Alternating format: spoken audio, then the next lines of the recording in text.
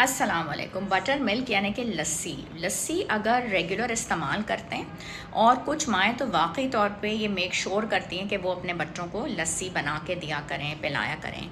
उससे एक तो गर्मी जो होती है जिस्म की, वो बहुत अच्छे तरीके से दूर हो जाती है, आपको वाकई ठंडक और सुकून मिलता है। कुछ लोग अगर एलर्जी की कंप्लेन करते हैं तो वी रिक्वेस्ट देम कि भाई आप क्यों रात में ना लें, ना आप दिन में ले लिया करें।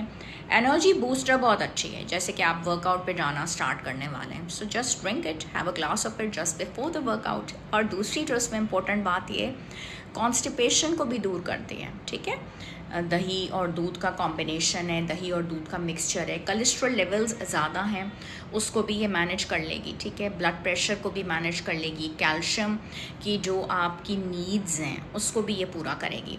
तो अगर आपके जो जिस्म में एसिड बहुत ज़्यादा है, उसके लेवल्स बढ़े हुए हैं, गर्मी है और एनर्जी बूस्टर है,